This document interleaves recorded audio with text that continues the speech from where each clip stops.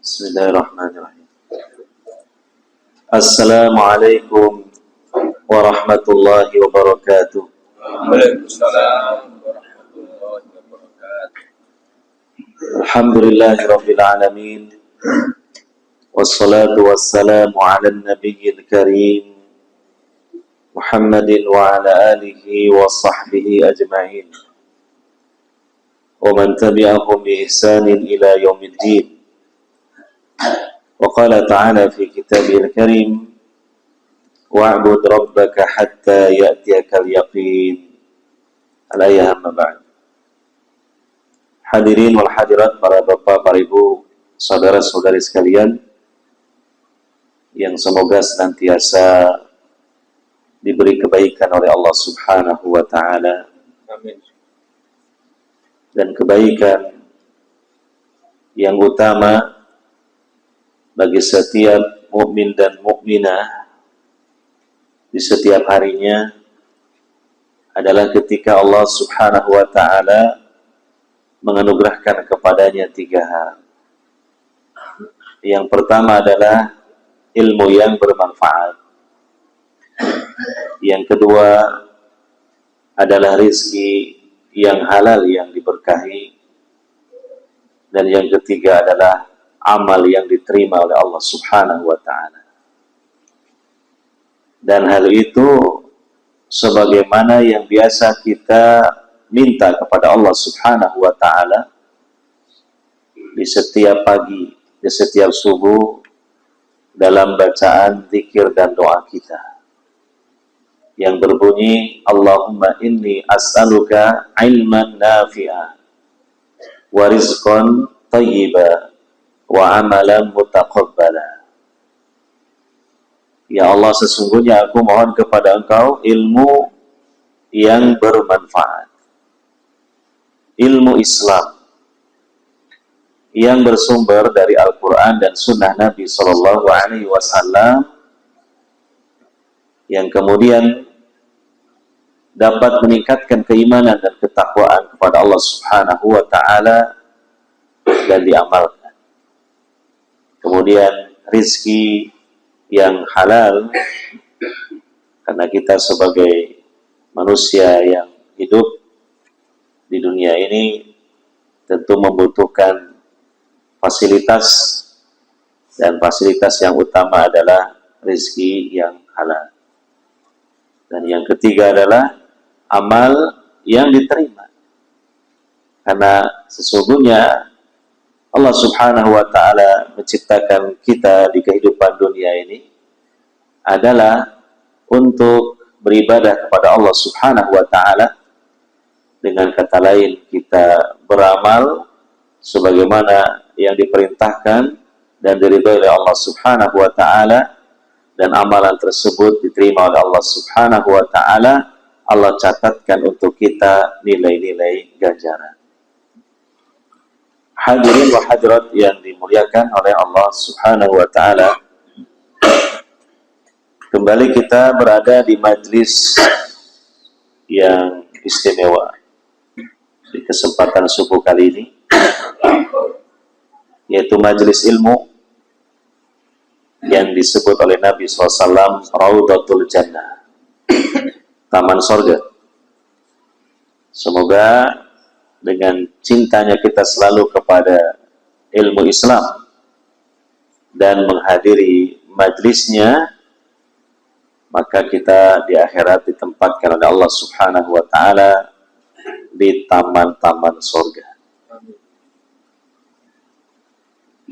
Pada kesempatan kali ini juga kita akan membahas kitab yang judulnya adalah Taman-Taman Orang-Orang yang Soleh, yang dalam bahasa Arabnya adalah Riyadus Shalihin. Bab yang ke-47. Bab sebelumnya telah selesai. Bab yang ke-47, Babu alamati hubbillahi ta'ala lil 'abdi wal hassi 'ala takhalluqi biha was sa'i fi tahsiliha. Bab tentang tanda-tanda, ciri-ciri Allah Ta'ala mencintai hambanya. Dan dorongan untuk memiliki karakteristik atau ciri ya, dari seorang hamba bahwa itu dicintai oleh Allah Subhanahu wa Ta'ala dan mengupayakan untuk bisa meraih kecintaan Allah Subhanahu wa Ta'ala. Berbicara tentang cinta Allah Subhanahu wa Ta'ala kepada hambanya, ini adalah sesuatu yang luar biasa, sesuatu yang istimewa. Karena apabila seorang hamba dicintai oleh Allah Subhanahu wa Ta'ala, maka hamba itu akan meraih as-sa'adah di dunia wal akhirah, akan meraih kebahagiaan di kehidupan dunia bahkan di kehidupan akhirat. Maka bab ini sangat penting sekali untuk kita bahas, untuk kita ilmui, supaya kita mendapatkan kecintaan Allah Subhanahu wa Ta'ala, meraih mahabbatullah, cinta Allah Subhanahu wa Ta'ala kepada kita. Imam Nawawi rahimahullah ta'ala, beliau berdalil tentang bab ini. Pertama, menukil ayat-ayat Al-Quran, yaitu 2 ayat. Yang pertama adalah surah Ali Imran ayat 31. Yang kedua adalah surah Al-Ma'idah ayat 54. Yang pertama surah Ali Imran ayat 31. Hendaknya ayat ini selalu kita ingat-ingat dan kita camkan. Banyak para ulama menyebut ayat ini dengan istilah ayatul imtihan. Ayatul imtihan. Ayat sebagai penguji bagi hamba-hamba Allah. Kenapa ayat ini disebut dengan ayatul imtihan, ayat penguji? Karena memang sebagai penguji bagi hamba-hamba Allah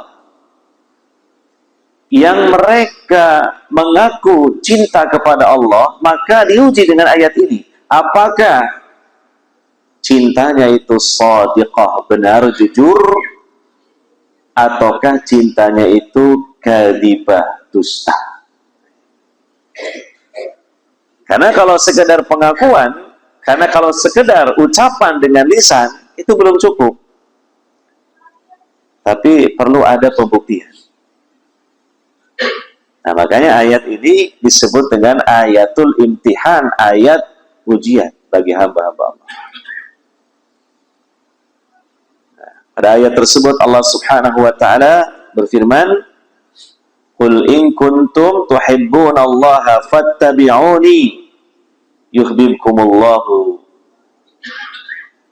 wa yaghfir lakum dzunubakum wallahu ghafurur rahim." Katakanlah Muhammad. Jadi Allah Subhanahu wa Ta'ala memerintahkan Nabi Muhammad SAW untuk menyampaikan ayat ini kepada kaum mukminin. Jika kalian mengaku cinta kepada Allah, maka ikutilah aku, ikutilah Rasulullah SAW. Niscaya Allah akan mencintai kalian dan mengampuni dosa-dosa kalian. Dan Allah itu Maha Pengampun lagi Maha Penyayang. Mari kita perhatikan ayat ini, singkat, padat. Ini ayat imtihan, penguji. Bahwa apabila kaum mukminin dia mengaku cinta kepada Allah Subhanahu wa Ta'ala, maka Allah menginginkan bukti rasa cinta itu. Bukan sekedar janji, tapi harus ada bukti. Bukan sekedar pengakuan, tapi harus ada bukti yang nyata. Maka diuji dengan apa?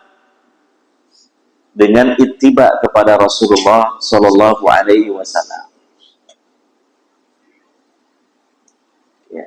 Apabila benar cintanya kepada Allah Subhanahu Wa Taala, maka harus ittiba kepada Rasulullah Sallallahu Alaihi Wasallam. Mengikuti ajaran, mengikuti sunnah Rasulullah Sallallahu Alaihi Wasallam. Maka tentunya apa? Semakin seorang hamba, seorang mukmin bersungguh-sungguh, berdisiplin, mengikuti tuntunan Rasulullah SAW, maka itu menunjukkan semakin tinggi cintanya kepada Allah Subhanahu Wa Taala.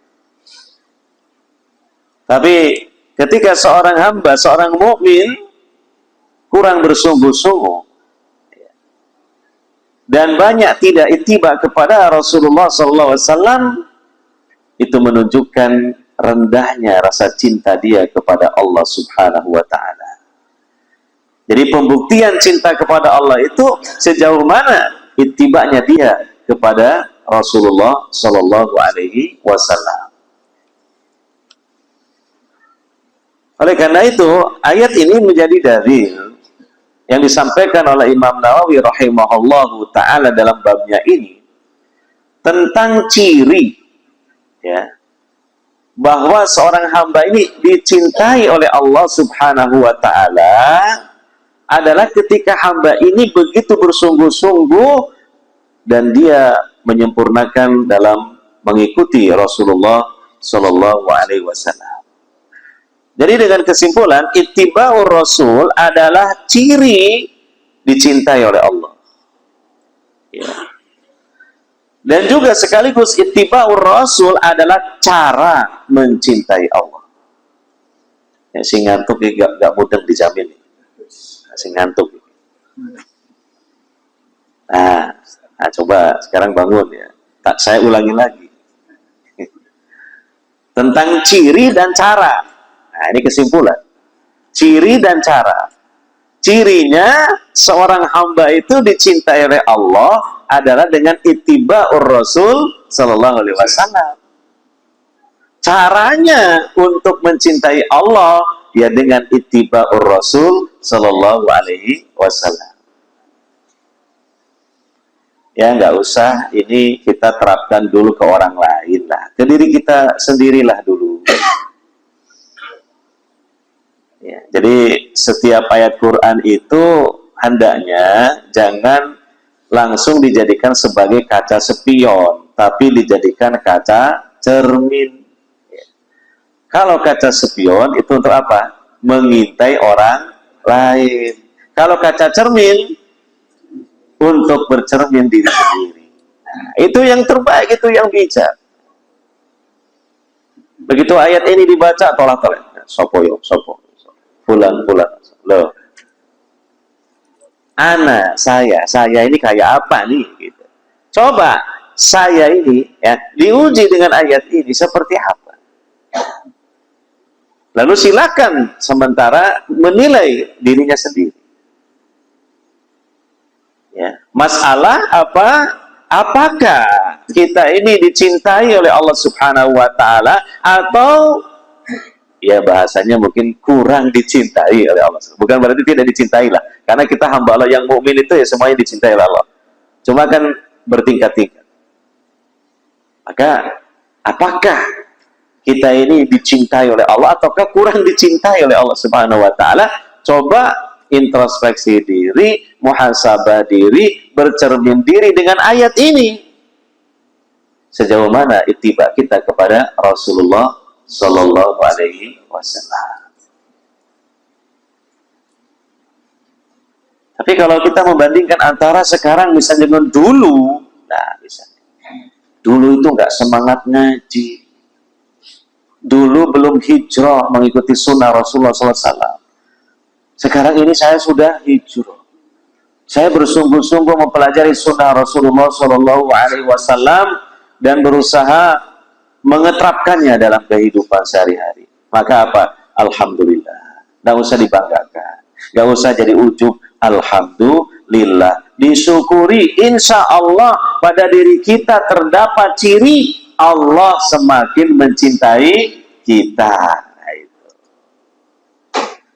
Sehingga harapan besarnya apa? Ya dunia dan akhirat. Begitu saja mudah. Nah, kemudian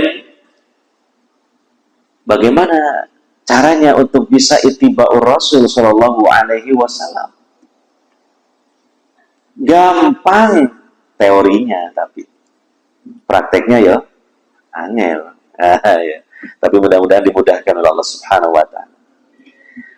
Teorinya adalah apa? Ya pelajari dulu ajaran Rasulullah Sallallahu Alaihi Wasallam, sunnah Rasulullah Sallallahu Alaihi Wasallam, yaitu berupa ayat-ayat Al-Quran dan hadis-hadis Nabi Sallallahu Alaihi Wasallam yang sahih dengan pemahaman yang benar, pemahaman para sahabat, pemahaman para ulama ahlu sunnah wal jamaah. Saya jelaskan terang-terangan aja lah, gak usah terlalu berbelit-belit, karena hidup di dunia ini sebentar, tidak lama, ya. Supaya jelas jalannya dan jalani. Nah, itu. Jadi pelajarnya itu Al-Quran dengan tafsirnya yang benar, ya. Demikian juga dari kumpulan kitab-kitab para ulama yang mencatat hadis-hadis Nabi SAW, kita pelajari dengan caranya yang benar. Nah, kemudian kita paham, berarti kita dapat ilmu. Lah, kemudian yang kedua apa? Kita amalkan. Jadilah kita apa? Ittiba'ur Rasul Sallallahu Alaihi Wasallam, dan terus berlanjut, terus kita tingkatkan seiring bertambahnya ilmu pengetahuan kita tentang sunnah Rasulullah Sallallahu Alaihi Wasallam, juga kemudian seiring dengan itu kita amalkan. Jadi demikian. Maka insya Allah kita akan meraih kecintaan Allah Subhanahu Wa Taala kepada kita. Allah mencintai kita. Dan itulah suatu target yang sangat tinggi dalam hidup ini yang kita harus berusaha untuk meraihnya. Hadirin wa hadirat yang dimuliakan oleh Allah Subhanahu wa Ta'ala. Ayat yang kedua adalah surah Al-Maidah ayat 54. Di mana pada ayat tersebut Allah Subhanahu wa Ta'ala menyebutkan ciri-ciri atau karakteristik hamba-hamba pilihan yang dipilih oleh Allah Subhanahu wa Ta'ala sebagai hamba-hamba yang istimewa. Allah Subhanahu wa Ta'ala berfirman pada ayat tersebut, ya ayyuhalladzina amanu, wahai orang-orang yang beriman, may yartadda minkum an dinihi, barang siapa yang murtad di antara kalian dari agamanya. Naudzubillah min dzalik, jangan sampai murtad. Siapa yang murtad dari Islam, berarti dia menukar surga dengan neraka di akhirat. Ya, karena apabila seseorang telah memeluk agama Islam, bahkan dia beriman, sungguh kunci surga sudah ada di tangannya. Maka siapa yang kemudian setelah itu malah keluar dari Islam, murtad, maka kunci surga itu dia lemparkan jauh-jauh, sehingga di akhirat dia tidak masuk ke dalam surga. Dan pasti hamba Allah di akhirat yang tidak masuk ke dalam surga, masuknya kemana?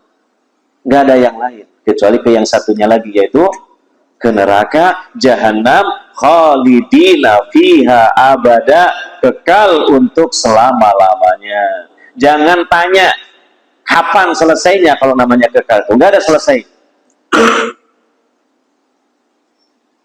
Yeah. Nah, itulah yang harus kita bayangkan kengerian kalau seumpama kita itu murtad dari agama Islam.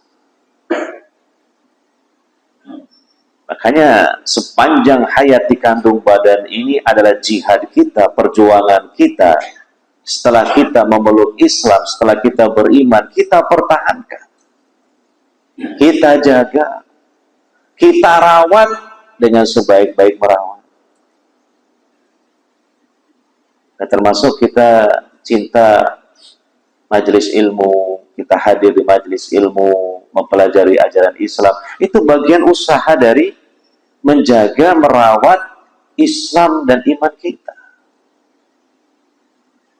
Karena ilmu Islam itu adalah pupuk penyubur keimanan kita. Ya. Dan jangan kemudian karena diiming-imingi oleh secuil dari kenikmatan dunia, lalu kita lepaskan kenikmatan akhirat yang hakiki dan abadi berupa surga. Apalagi sekarang ini sedang banyak terjadi musibah-musibah, bencana-bencana, yang itu adalah merupakan kesempatan bagi para penyamun. Kita bilang penyamun aja, yang datang ke sana dengan dalih menyalurkan donasi dan sebagainya, tapi di balik itu apa? Ada udang di balik keliru. Ada udang di balik batu. Yaitu untuk memurtadkan kaum muslimin. Ya, mengajak kepada agama selain agama yang telah dipeluk oleh mereka, itu selain Islam. Nah, karena mungkin dalam keadaan darurat, dalam keadaan yang sangat mungkin terhimpit, ya, kadang ada sebagian di antara kaum muslimin itu kemudian mau untuk berpindah agama. Ya. Nah, maka ini adalah suatu kebodohan yang luar biasa. Oleh karenanya, disitulah teruji kuat dan tidaknya benteng keislaman dan keimanan seseorang di saat seperti itu. Makanya benteng keislaman keimanan itu harus selalu diperkokoh. Sehingga ketika ada ujian, maka tetap bertahan dan tangguh. Dan demikian juga bagi rekan-rekan relawan muslimin yang memang ke sana menyampaikan donasi, sekaligus juga sampaikan Islam.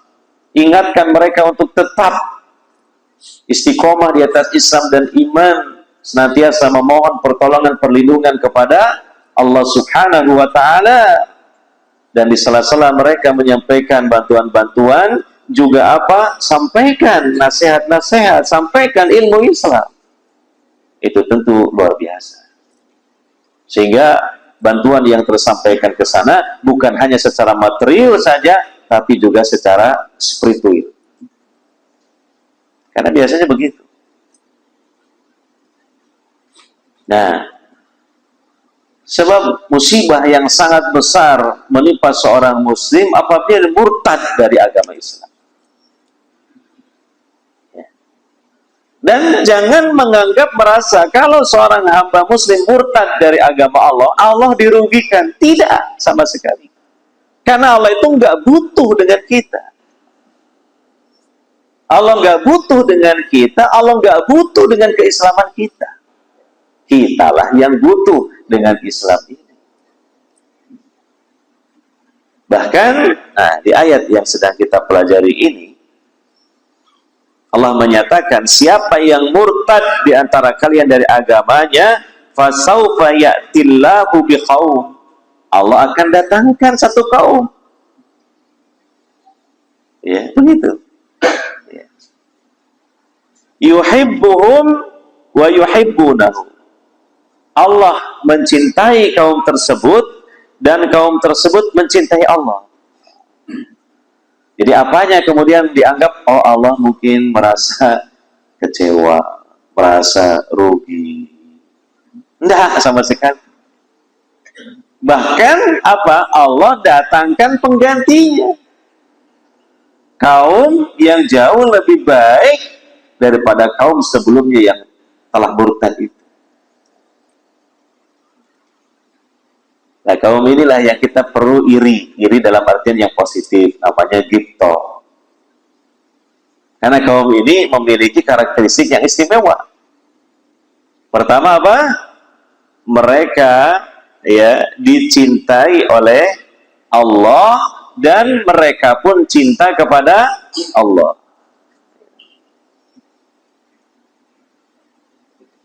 Kemudian berikutnya apa? Azillatin 'alal mu'minina. Mereka memiliki sikap berlemah lembut kepada sesama kaum mukminin. Penuh kasih sayang kepada sesama kaum mukminin. A'izzatin 'alal kafirin, mereka keras, tegas kepada orang-orang kafir. Nah, ini kaum yang istimewa. Hamba-hamba pilihan Allah. Berlemah lembut kepada sesama kaum mukminin, keras tegas kepada kaum kafirin. Ini namanya al-wala wal bara, prinsip pokok dalam Islam. Nah, kita pun demikian ya. Dengan sesama kaum mukminin berlemah lembut, dengan orang kafir keras. Jangan dibalik. Sama orang kafir berlemah lembut, kasih sayang, sampai mau bareng-bareng mengagendakan Natalan bersama gitu. Ini kan kacau kalau seperti ini. Ngaco kalau seperti ini. Ya. Nah, itu mana al-wala wal baroknya di situ. Gitu. Jadi sama orang kafir berlemah lembut kasih, sama orang mukmin kereng, apa kereng itu? Galak, gitu. Ya. Keras gitu. Atau juga termasuk keliru, sama orang kafir kasih sayang lemah lembut, sama orang mukmin juga kasih sayang lemah lembut, tidak dibedakan. Ini tidak sesuai dengan ajaran Allah Subhanahu wa ta'ala. Jadi Islam itu tidak hanya mengajarkan ajaran kasih sayang saja, tapi juga kebencian. Maka kalau Islam hanya dianggap dipahami ajaran kasih sayang saja, ya keliru. Ada kebencian juga. Benci kepada iblis dan bala tentaranya. Jangan cinta, jangan kasih sayang. Benci kepada orang-orang yang memusuhi Allah dan Rasulnya dan membenci Islam. Kita benci juga. Jadi Islam itu isinya ajaran ada cinta, ada benci, tapi diarahkan, dialamatkan pada tempatnya masing-masing yang sesuai dengan keterangan Al-Quran dan Sunnah Nabi Shallallahu Alaihi Wasallam. Dan itu adalah prinsip keselamatan. Sorga dicintai supaya dimudahkan untuk masuk, neraka dibenci supaya dijauhkan oleh Allah. Jangan sorga dicintai, neraka pun dicintai. Jadi ada cinta, ada benci. Itulah prinsip keselamatan. Nah, Allah menyebutkan ciri-ciri kaum yang dipilih ini, yaitu azillatin 'alal mu'minin, a'izzatin 'alal kafirin. Dan biarlah orang-orang kafir itu dibenci, dikerasin, supaya apa? Supaya mereka nggak betah dalam kekufurannya, sehingga masuk Islam, akhirnya dicintai oleh kaum mukminin. Kan begitu. Nanti kalau orang kafir dilemah lembutin, dikasih sayangin, mereka betah dalam kekufuran. Kasihan sebenarnya. Betul nggak? Nah, itu. Jadi dengan dibenci itu supaya gerah, supaya nggak betah dalam apa? Lingkaran kekafiran, kekufuran. Sehingga ada orang kafir mengatakan, wah, saya ini kok nggak betah ini jadi orang kafir kalau lama-lama seperti ini gitu kan. Apalagi yang membenci kaum muslimnya banyak lagi gitu kan, karena mayoritas. Ah, udahlah kalau gitu saya tak masuk Islam saja. Alhamdulillah kan gitu. Jadi orang dalam kesesatan, dalam kebatilan itu jangan dibikin betah, justru kasihan itu. Fi tughyanihim ya'mahun, mereka terombang-ambing dalam apa? Kesesatan. Nah, ini jelas ya. Nah, jadi demikian kalau dipahami dengan cerdas itu seperti itu ajaran Islam itu. Jangan pakai perasaan saja. Perasaannya juga perasaan yang keliru. Ya. Nah, kita kok benci sama orang kafir, berarti kita nggak punya perasaan. Justru kita punya perasaan. Dengan benci itu, biar dia nggak betah di kekufurannya. Sehingga hijrah keluar, masuk ke dalam Islam. Dan kalau sudah masuk Islam, ya tentu diperlakukan berbeda dong. Masa disamakan terus? Ya.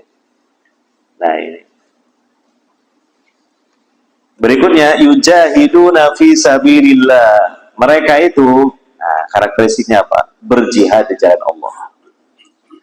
Baik jihad secara umum maupun secara khusus. Jihad secara khusus, jihad berperang dengan senjata melawan musuh-musuh Islam. Jihad secara umum, ia memperjuangkan Islam dengan apapun dari potensi yang dia miliki. Dengan doanya, dengan lisannya, dengan tindakannya, dengan jabatannya, dengan hartanya, perjuangkan Islam. Itu masuk dalam apa? Yujahiduna fi sabilillah, mereka berjihad di jalan Allah. Nah, mari kita semua daftarkan diri kita sebagai para mujahidin di jalan Allah. Kalau belum ada saat dan momen sesuai takdir Allah memang untuk jihad secara khusus, jihad secara umum berlaku. Ambil andil di situ. Apa yang kita punya, apa yang kita bisa lakukan, lakukan. Untuk apa? Izzatul Islam. Meninggikan kalimat Islam. Nah, begitu. Ya. Nah, ini kan satu kaum yang dipilih oleh Allah Subhanahu wa taala, kaum yang istimewa. Kemudian apa? Wala yakhafuna laumata laim. Mereka tidak merasa takut celaan orang yang pekerjaan suka mencela. Jadi ini ilmu buat kita ya. Kalau kita itu berada di jalan Allah ya, kita itu menjalankan ibadah kepada Allah, kadang ada mulut-mulut yang usil, nggak usah digubris, nggak usah direken, jangan merasa takut dengan hal begitu. Karena sesungguhnya celaan itu hanya akan merugikan orang yang mencela, bukan yang dicela. Coba diperhatikan di Al-Quran, wailul likulli humazatil lumaza. Celakalah. Bagi siapa? Pengumpat dan pencela. Humaza itu dalam tafsirnya orang mencaci, mencela di depan orangnya. Kalau lumaza, orang mencaci, mencela di belakang orangnya. Maka dengan kata lain, kalau humaza itu mencela langsung, kalau lumaza menggibah atau kasar kusuk di belakang, menyebarkan fitnah atau memprovokasi. Nah, maka siapa yang celaka di ayat itu? Apakah orang yang diumpat ataukah orang yang dicela? Tidak, orang yang mengumpat dan mencela yang celaka. Wailul likulli humazatil lumaza. Makanya jangan takut dengan celaan. Nah, justru bagi yang dicela sebenarnya diuntungkan. Nah, kok bisa? Iya, karena kalau seorang mukmin dicela, itu musibah. Musibah kecil lah. Maka itu menghapus dosanya. Yang kedua, bisa jadi itu nanti di akhirat. Investasi akhirat. Orang yang mencela dia, menggibah dia, memfitnah dia, nanti di akhirat akan disidang, diadili oleh Allah Subhanahu wa taala di akhirat. Maka yang mencela, menggibah, memfitnah itu nanti pahalanya diambilkan, dikasih kepada siapa? Yang dicela, yang digibah. Loh kan enak tuh, dapat transferan pahala tanpa susah payah beramal. Makanya jangan takut kalau dicela. Imam Hasan Al-Basri itu pernah itu digibah oleh seseorang dan ada muridnya yang laporan ke Imam Hasan Al-Basri. Wahai Imam, wahai guru, ya, ada ini orang menggibah antum, ya, menggibah Anda, begini, begini, begini. Nah, maka Imam Hasan Al-Basri ya tidak terpengaruh dengan itu. Malah besok harinya, itu, Imam Hasan Al-Basri mengunjungi orang itu dengan membawakan satu kantung kurma. Sampai bisa tiru Imam Hasan Al-Basri. Ya gak harus persis kurma loh, apa loh, ya nasi bungkus atau apa. Kemudian dikasihkan sebagai hadiah. Dan begitu orangnya dikasih hadiah sama Imam Hasan Al-Basri itu merasa bingung loh, kok tuh tiba-tiba engkau kok ngasih saya hadiah? Ya saya berterima kasih karena insya Allah di akhirat nanti sebagian pahala Anda dikasihkan ke saya. Langsung dia tersentak, tertegun. Nah, itu menyadari apa? Kesalahannya. Lah kan benar seperti itu. Orang menggibah, memprovokasi, memfitnah, nanti di akhirat kebaikannya diambil oleh Allah, pahalanya kalau punya diberikan kepada yang difitnahnya, yang digibah.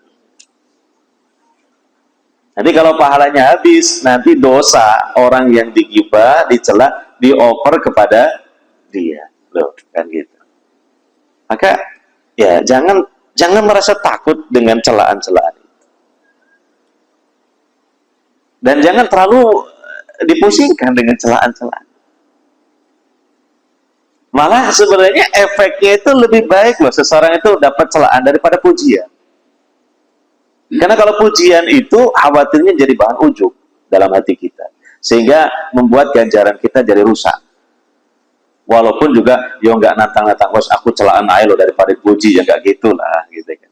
Ya biarkan saja, tergantung respon manusia. Tapi sebenarnya dalam penelusuran tentang tazkiyatun nufus, efek daripada celaan itu sebenarnya lebih baik daripada apa? Pujian. Karena dalam sejarah orang-orang yang terpuji adalah orang-orang yang kenyang dengan celaan. Dan dalam sejarah, orang-orang yang tercela itu yang paling kenyang pujian. Betul lah, Banda? Ya, begitu. Makanya, hamba-hamba pilihan Allah itu apa? La yakhafuna laumata laim, tidak takut celaan orang yang pekerjaannya suka mencela.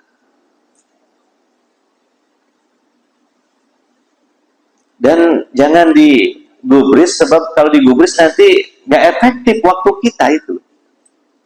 Terbuang-buang percuma. Ya. Dzalika fadlullahi yu'tihi may yasha. Yang demikian itu adalah merupakan anugerah Allah yang Allah memberikannya kepada siapa saja yang Dia kehendaki. Wallahu wasi'un alim, dan Allah itu maha luas pemberiannya, lagi maha mengetahui. Maka di ayat ini Allah Subhanahu wa ta'ala menyebutkan satu kaum yang itu dicintai oleh Allah Subhanahu wa ta'ala. Dan mereka memiliki sifat-sifat karakteristik yang lainnya itu. Nah, jadi kesimpulannya dari dua ayat ini, ya, terutama di ayat yang pertama, surah Ali Imran ayat 31, bahwa alamat atau ciri bahwa Allah Subhanahu wa ta'ala mencintai hamba, ya, hamba itu mencintai Allah dengan cara apa tadi? Ittiba'ur Rasul sallallahu alaihi wasallam, mengikuti ajaran sunnah Rasulullah sallallahu alaihi wasallam. Nah, mari kita bersungguh-sungguh dan berlomba-lomba berusaha untuk meraih cinta Allah Subhanahu wa ta'ala dengan cara kita ittiba'ur Rasul sallallahu alaihi wasallam. Dan itu pasti tantangannya banyak.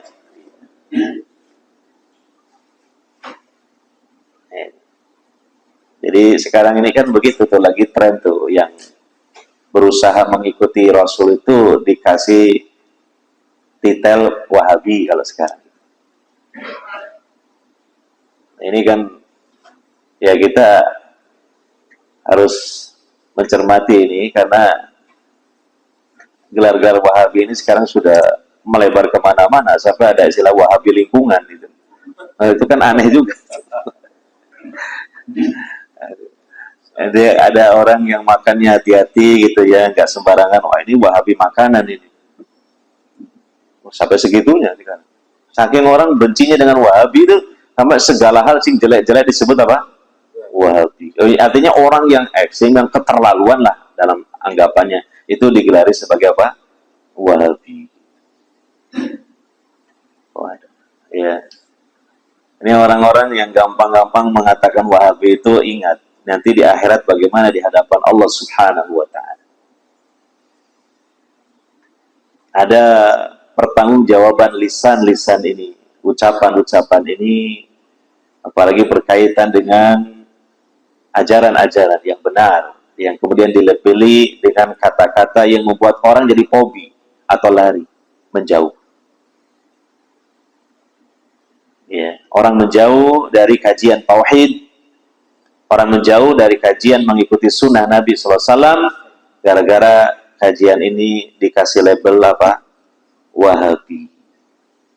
Maka pihak-pihak yang mengasih label ini perlu berhati-hati, hendaknya muhasabah diri sebelum nanti dihisab oleh Allah Subhanahu wa taala. Karena ini berat urusan. Ya. Hadirin wa hadirat yang dimuliakan oleh Allah Subhanahu wa taala. Kemudian kita baca, ya tidak banyaklah, sedikit hadis-hadisnya dalam bab ini. Pertama, hadis riwayat Al-Bukhari. Wa an Abi Hurairah radhiyallahu anhu qala, dari Abu Hurairah semoga Allah meridai beliau mengatakan, qala Rasulullah sallallahu alaihi wasallam, bersabda Rasulullah sallallahu alaihi wasallam, innallaha ta'ala qala, sesungguhnya Allah Ta'ala berfirman. Berarti hadis kursi. Nah, gitu. Man 'ada li waliyan, barang siapa yang memusuhi waliku, kekasihku, faqad azantuhu bil harbi, maka sungguh aku umumkan, aku proklamirkan kepadanya peperangan. Jadi Allah mengumumkan peperangan kepada pihak-pihak yang memusuhi wali Allah. Wali Allah itu siapa? Ya, wali Allah itu siapa? Seperti apa? Nah, maka definisi yang paling benar dan tepat tentang siapa wali Allah, ya definisi dari Allah sendiri, gitu. Allah yang ngangkat hambanya jadi wali. Nah, Allah menjelaskan di ayat yang lain tentang kriteria walinya, kekasihnya, yaitu di surah Yunus ayat 6:2 dan 6:3. Nah, dicatat ya, supaya nggak keliru memahami wali gitu. Ya, karena ada sebagian di antara masyarakat muslimin menganggap wali itu pokoknya punya kehebatan-kehebatan yang luar biasa. Dia bisa berjalan di atas permukaan air, nggak tenggelam. Terus apa lagi? Iso hilang, esok balik, wah repot ini. Hilang esok balik nanti. Lah iya. Nggak kena diopong, nggak terbakar kalau dibakar. Nggak mempan senjata tajam. Nggak mempan ditembak pakai peluru tajam, bukan peluru karet. Ini wali, ini wali. Loh, tunggu dulu. Dari mana definisinya? Kriterianya dari mana? Kok tahu kalau itu wali? Sebab begini, kalau masalah orang punya kehebatan semacam begitu, ada yang lain namanya sihir. Karena sihir juga mirip seperti itu. Bahkan kehebatan seperti itu dimiliki oleh orang yang kafir sekalipun, bukan beragama Islam. Di India, tempo dulu ada namanya Simbaba, itu hebat. Dari mulutnya keluar tepung, bukan aneh itu. Iya, makanya dianggap wah ini katanya Mahdi atau apa gitu. Dia agamanya nggak jelas bukan Muslim. Gitu. David, oh namanya bukan Samuel. Saya itu belum selesai ngomong kok, aduh sensi. David Copperfield, gitu. Tahu kan? Nah, itu dia bisa terbang gitu. Iya. Memenggal kepala orang kelihatan terpenggal. Habis itu disambung lagi, hidup orang. Loh, kan dia. Nah, ini kan sesuatu yang luar biasa. Nah, pertanyaan, apakah dia wali Allah? Jelas enggak lah. Oh, bukan Muslim dia. David Copperfield. Pesulap, hipnotis. Gitu. Jadi ya hati-hati kalau masalah menilai wali-wali itu. Oh, ada lagi sebagian masyarakat menganggap wali itu sing biasa kaya wong gendeng gitu. Melaku lantang luntung nggak jelas sih loh dia. Oh, jadi kesana kemari pokoknya tampilannya gembel lah. Rambutnya yang juga panjang, nggak pernah dikeramasi, ya. Badannya penuh dengan daki, ya. Kelamben juga yo cuma sarungan toh, jerone yo gak katoan gitu loh ya. Iya kan? Nah, lawongnya ketok lalak lolo gitu kan. Terus kata ini namanya wali majdub. Ada wali apa? Majdub gitu. Karena dia ngelakoni jadab misalnya. Saya tahu kok masalah gitu. Ada istilah jadab itu begitu. Saya dulu pernah punya guru masalahnya. Ya sempat keliru lah itu gurunya. Nah, itu namanya ngelakoni jadab ya. Jadi suatu perilaku yang aneh, yang nyeleneh.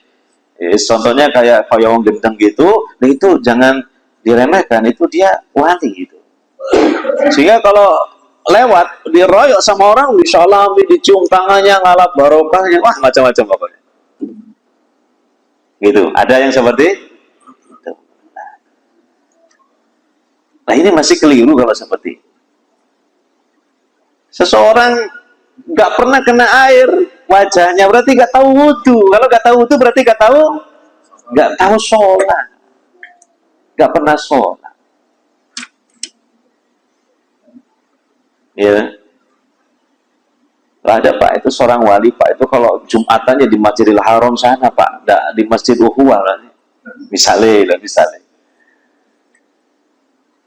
Ya, nggak pernah keluar dari rumahnya itu Pak, tapi dia mengaku Jumatannya di Masjidil Haram. Ya kita percaya aja dia wali. Ya, sampai percaya apa enggak?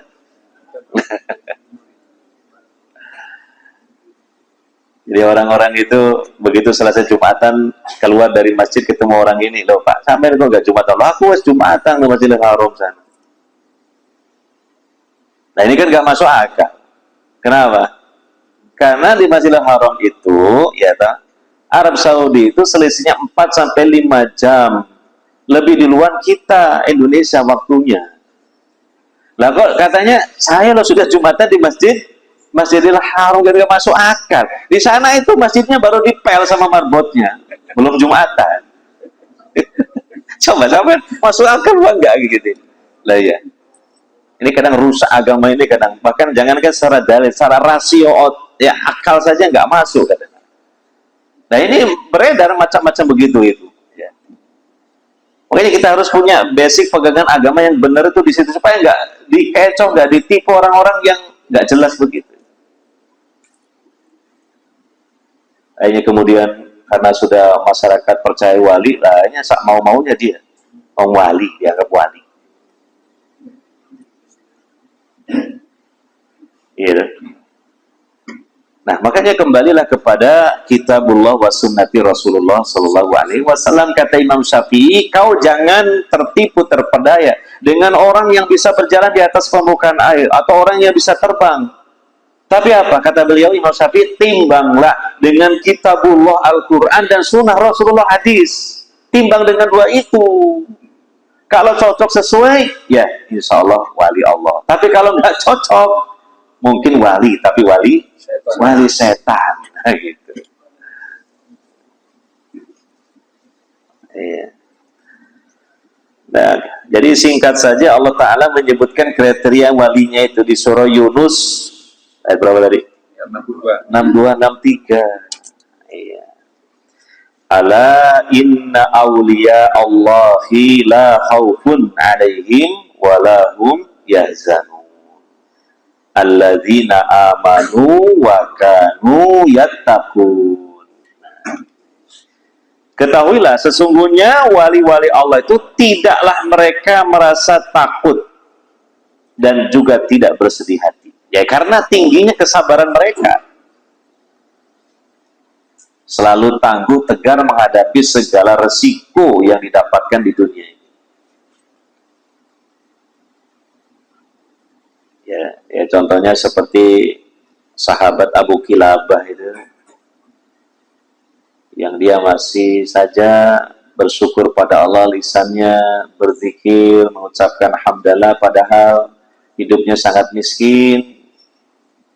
Dia terdampar di dekat pantai di dalam kemah bersama anaknya satu pemuda. Dan Abu Kilabah itu karena dulu berjihad di jalan Allah, dia mendapatkan ujian bahwa dua tangan dan kakinya terputus. Jadi ibaratnya jasadnya sudah kayak guling. Kepala cuma sama badan saja. Dua tangan, dua kakinya apa? Putus. Iya loh. Tapi dia masih saja bersyukur pada Allah, lisannya mengucapkan hamdalah. Sehingga ketika didatangi oleh seorang tabi'in merasa heran, loh, Anda ini keadaan seperti ini masih saja bersyukur mengucapkan hamdalah. Dan Abu Kilabah mengatakan, nikmat-nikmat yang Allah berikan ke saya sangat banyak sekali. Di antaranya adalah saya masih punya hati dan lisan yang bisa berucap. Maka dia gunakan untuk memuji Allah Subhanahu wa Ta'ala, mengucapkan hamdalah. Lalu oleh tabi'in ditanya, apakah Anda hidup sendirian? Tidak, saya punya anak satu-satunya, laki-laki. Itu sedang keluar mencari makanan buat saya. Dialah yang selama ini melayani saya, menyuapin saya. Cuma sudah berapa hari ini belum kembali. Saya minta tolong kepada Anda, coba dicari anak saya. Dicari-cari, ternyata sudah menjadi mayat dan dimakan oleh serigala. Sudah wafat dimakan oleh serigala. Maka kembalilah ke kemahnya Abu Kilabah dan menyampaikan bahwa putranya itu sudah wafat dimakan oleh serigala. Masih saja Abu Kilabah mengatakan, Alhamdulillah. Ucapan apa? Alhamdulillah. Saya punya anak ini sampai wafatnya dalam keadaan Islam, iman, dan akhlak yang baik.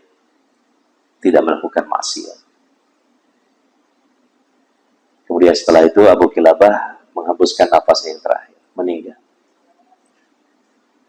Betapa beratnya dan betapa ujiannya luar biasa menimpa beliau.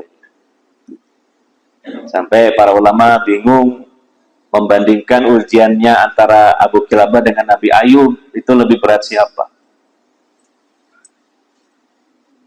Silakan dibuka di YouTube kisah Abu Kilabah selengkapnya. Itu menjadi penghibur buat kita dikala kita sedang kesusahan. Insya Allah kesusahan kita masih jauh di bawah siapa? Abu Kilabah. Nah itulah diantara ciri wali Allah, itu kekasih Allah. La khaufun alaihim walahum yahzan. Siapa mereka? Alladzina amanu wa kanu yattaqun, orang-orang yang mereka beriman dan mereka bertakwa dalam tingkatan iman dan takwa tentunya yang sangat tinggi. Karena banyak orang beriman bertakwa, tapi belum tentu menjadi wali Allah. Adapun yang menjadi wali Allah adalah sudah mencapai tingkatan yang tinggi dalam keimanan dan ketakwaan. Dan terkadang Allah Subhanahu wa ta'ala menurunkan kepadanya karomah. Tapi karomah itu bukan syarat seorang wali. Karena nggak ada dalil dalam Quran maupun hadis. Yang secara Allah berfirman itu atau Nabi bersabda. Ya. Dan para ulama mengatakan cukuplah kemuliaan wali Allah dengan imannya dan takwanya yang tinggi, itu sudah setinggi-tingginya karomah. Nggak harus berupa sesuatu yang ajaib-ajaib. Gitu. Bahkan kalau kita pelajari dalam sejarah, karomah yang Allah turunkan kepada wali-wali Allah lebih banyak kepada para tabi'in daripada para sahabat. Padahal tingkat iman dan takwa sahabat tentu di atas para tabi'in. Karena kalau masalah karomah itu kembali kepada kehendak Allah Subhanahu wa ta'ala. Ya.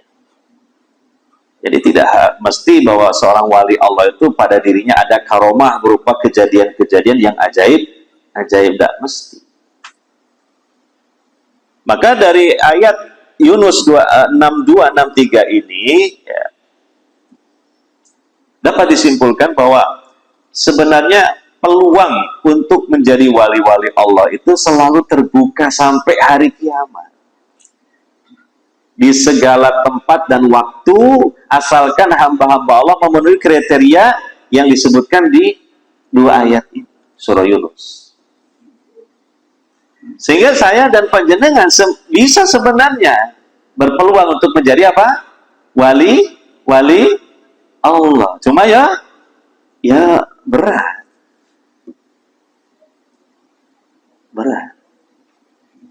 Jadi kita insya Allah statusnya masih belum wali Allah. Paling wali apa? Wali murid. Wali santri. Kan gitu. Tapi artinya peluang untuk menjadi wali Allah itu terbuka untuk siapapun. Keliru, ada dulu satu ungkapan bahwa wali Allah itu kalau di Jawa sudah diplot 9, tidak boleh ada nambah. Ternyata begitu wafat seseorang yang diagungkan, kemudian juga digelari wali ke-10 loh, ternyata begitu. Iya. Apakah wali songo itu wali Allah? Mudah-mudahan demikian. Tapi kita tidak bisa memastikan karena yang disepakati disebut wali, songo wali itu adalah soko guru. Soko guru itu maksudnya para pendakwah yang mendakwahkan Islam, merintis dakwah Islam ya pertama-tama khususnya di tanah Jawa ini. Itu saja. Tapi kalau apakah betul-betul wali Allah? Ya mudah-mudahan saja, kita nggak tahu. Gitu. Ya. Nah, wali-wali Allah itu adalah kriterianya iman dan takwa yang sangat tinggi sekali. Hingga Allah Subhanahu wa ta'ala mengangkat derajatnya dan menjadikannya sebagai walinya, kekasih dekatnya. Lebih jelasnya lagi kembali kepada hadis yang kita baca tadi. Ya. Wa ma taqarraba ilayya 'abdi bi syai'in ahabba ilayya mimma aftaradtuhu alaihi. Dan tidaklah hambaku, kata Allah, mendekatkan diri kepadaku dengan sesuatu yang lebih dicintai oleh aku ketimbang apa yang aku fardukan atasnya.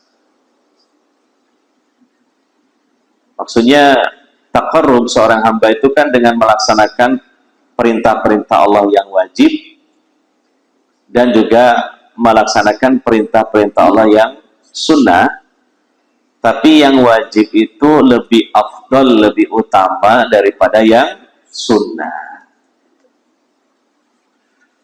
Salat subuh, Pak, contoh. Afdal mana? Salat subuhnya atau rawatib qobliyah subuhnya? Salat subuhnya. Gitu? Nah, puasa, ya. Puasa Ramadan itu puasa wajib. Puasa yang lainnya puasa Masuk puasa Senin Kamis, Arafah, puasa Asyura. Paling utama dari semua puasa, puasa wajib Ramadan. Begitu. Jadi amalan-amalan wajib itu, sekalipun kadang pelaksanaannya lebih ringan daripada amalan sunnah, tetap derajatnya lebih tinggi daripada amalan yang sunnah. Makanya dalam pelaksanaannya utamakan yang wajib baru yang sunnah. Jangan sampai yang sunnah dilaksanakan, yang wajib malah ditinggalkan. Masih mending yang sunnah tidak dilaksanakan, yang wajib dilaksanakan. Tapi yang terbaik apa? Yang dilaksanakan semuanya. Dilaksanakan semuanya.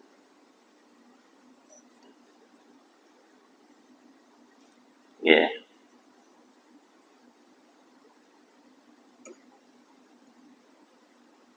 Jadi begitu penjelasan dari hadis kursi ini. Jadi seutama-utama taqarrub kepada Allah itu dengan melaksanakan yang wajib. Yeah. Wa ma yazalu 'abdi yataqarrabu ilayya bin nawafil hatta uhibbahu. Dan senantiasa hambaku itu mendekatkan diri kepadaku dengan melaksanakan amalan-amalan yang sunnah. Nah, jadi setelah yang wajib, amalkan yang sunnah-sunnah. Itu. Kita hendaknya punya semangat untuk melaksanakan amalan-amalan yang sunnah, yang mustahab. Sehingga aku mencintainya. Loh, Allah akhirnya mencintainya. Artinya apa? Allah mengangkat hamba ini menjadi walinya. Jadi para wali Allah itu Allah pilih dari kalangan hamba-hamba yang sudah melaksanakan yang wajib, kemudian menambahinya dengan melaksanakan yang sunnah-sunnah. Jadi yang wajib dilaksanakan, yang sunnah juga dilaksanakan, hingga Allah mencintainya. Nah, berarti Allah mengangkatnya sebagai walinya. Gitu. Fa'idha ahbabtuhu, apabila aku telah mencintai hambaku itu, kuntu sam'ahul ladhi yasma'u bihi, aku menjadi pendengarannya yang dia mendengar dengannya. Ini termasuk hadis yang mutasyabihat, artinya yang perlu dijelaskan oleh para ulama. Dikaitkan dengan dalil yang lain, tidak begitu mudah dipaham langsung oleh kaum muslimin yang awam. Karena bisa jadi salah paham. Oh, kalau begitu, kalau hamba Allah sudah diangkat oleh Allah jadi walinya, Allah itu melebur jadi satu dengan hamba itu. Sehingga benarlah kata Syekh Siti Jenar, bahwa ada akidah apa? Manunggaling kawula lan Gusti Allah. Manunggaling kawula lan Gusti Allah, yang disebut akidah at-tahallul wal ittihad. Ini akidah sesat. Bahkan dalam sejarahnya konon ya, Wali Songo saja menganggap sesatnya Syekh Siti Jenar dengan akidahnya ini. Sehingga mereka mengeksekusi, menghukum Siti Jenar dengan dipancung kepalanya. Lupakan ada dalilnya. Sahih Bukhari, hadis qudsi. Nah, ada. Tapi kamu salah tafsir. Salah tafsir, salah paham. Gitu. Bukan melebur jadi satu seperti itu. Kita lanjutkan dulu lah. Wa basaruhul ladzi yubsiru bihi. Aku, kata Allah, jadi penglihatannya yang dia melihat dengannya. Wa yadahul lati yabtisu biha, aku jadi tangannya yang dia gerakkan dengannya. Wa rijlahul lati yamsi biha, menjadi kakinya yang dia gunakan untuk berjalan. Wa in sa'alani a'taituhu, kalau dia minta kepadaku, aku akan beri dia. wala in ista'adzani la'u'idzannahu, kalau dia minta perlindungan kepadaku pasti akan aku lindungi. Dungone mandi jadi wong Jawa. Doanya makbul mustajabah. Itu cirinya wali Allah.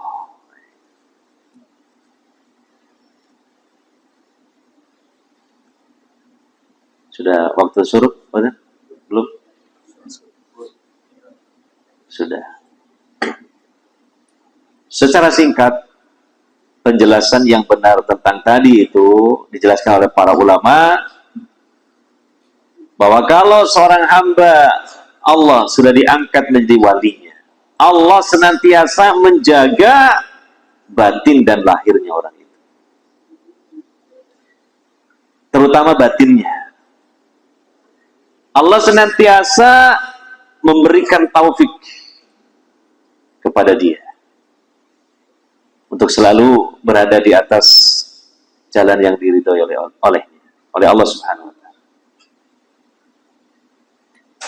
Kata Allah Subhanahu wa taala tadi, apabila aku telah mencintai hambaku yang menjadi waliku, aku menjadi pendengaran yang dia melihat, yang dia mendengar dengannya.